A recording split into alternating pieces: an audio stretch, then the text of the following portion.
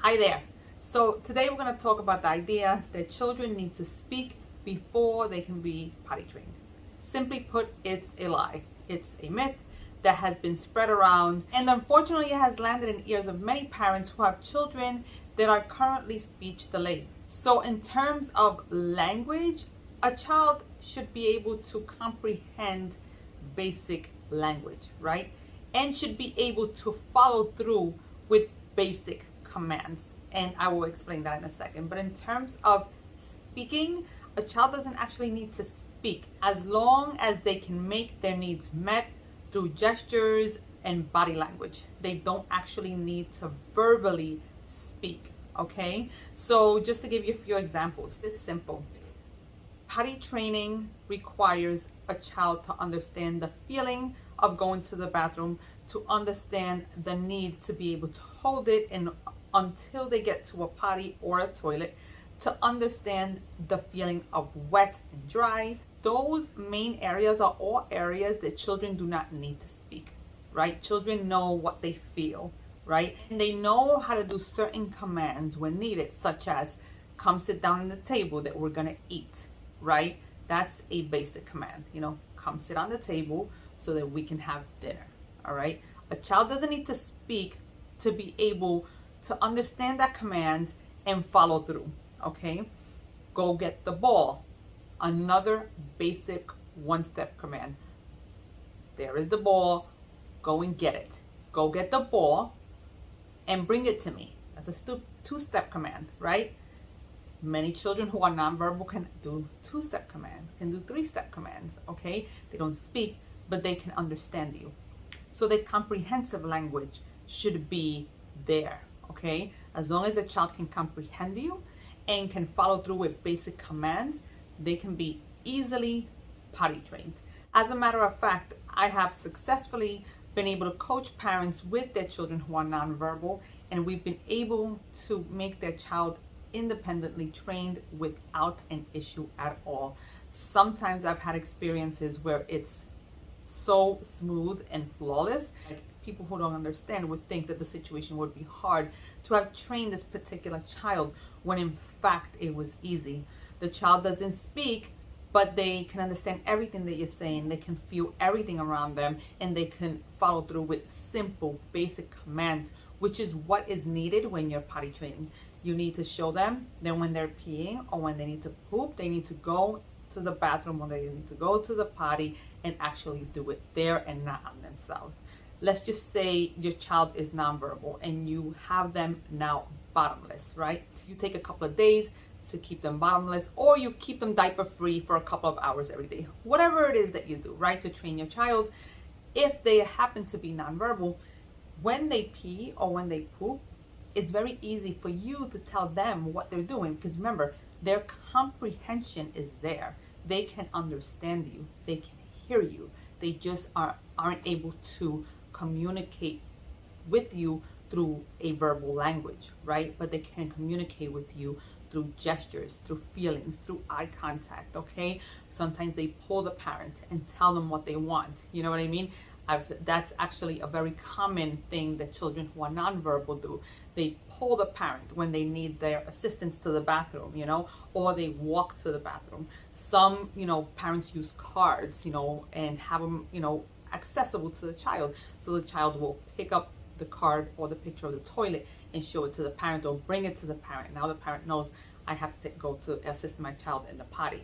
So many different scenarios, so many different ways to have an independently potty trained child who is nonverbal. So going back, when you go bottomless, you can teach them about wet and dry so easily, right? They don't need to speak for you to teach them you are wet, for you to teach them you are dirty, you have pooped, this goes to the bathroom. Whatever it is that you do in terms of tactile stimulation, they don't need to speak for them to understand that language, okay?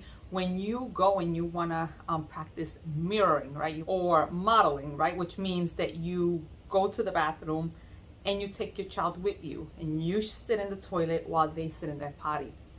They don't need to speak for them to learn what you're doing. They don't need to speak for them to learn a schedule. So if you practice mirroring a couple of times a day, that particular child will learn a schedule, right? So you wake up in the morning, you go use the bathroom, you take your child with you. You sit in your potty, I sit in my toilet. Then you can do it in the afternoon. Then you could do it after dinner, at night. Whatever it is that you want to do, you can formulate a nice schedule. Again, a child will learn how to go to the bathroom in a scheduled manner. Many adults go to the bathroom in a scheduled manner. There's not a cookie cutter way to potty train your child. Some children will pee a couple of times a day, meaning 3 or 4. Some will pee 8, so it's all, when you potty train a child, you have to potty train the individual child. And that is the truth with potty training a non-verbal child, okay? The other factor that I've noticed is that children who are non-verbal many times suffer socially, right? Because they're not able to vocalize what they need amongst their peers, okay? And when they become potty trained, that gives them a boost of self-esteem. It gives them a boost of ego. Now they feel pride. So they felt before they couldn't speak and they were in diapers among their peers, right? Now they feel, I am in underwear like my peers. I go to the bathroom like my peers, just like them. I'm not different, right? Now it'll help them kind of communicate better, or give them that extra to like get out there and be more interactive with their peers, okay? Which is so important, because to be socially intact is of the essence with children in general.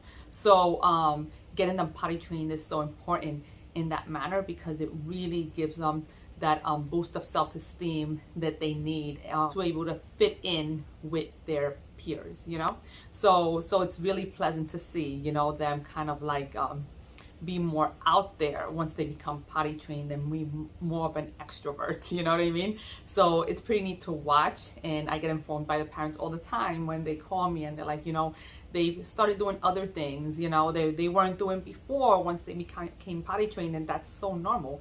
That's expected, right? Because now they feel like they belong, right? They're alike. So it's pretty neat. Anyway, so I hope this was helpful. That's my speech about children who are speech delayed. So I have all types of reading materials. I have my course, I have my ebook. Everything that I put out is meant to be all inclusive, because I truly believe that every child can be potty trained. You just work with the individual and get it done successfully without any issues at all. You work with their particular needs, their particular situation, and it just flows. It flows because that's just Mother Nature. For it to flow when you take the time to teach the person, okay? So don't forget to subscribe to my channel. Please hit the subscribe button. It will mean a lot to me. It'll help me put a lot of other videos out there, so that you can inform yourself and be more active in the potty training process, okay? So anyway, this is Anna teaching you how to potty train your children. Peace.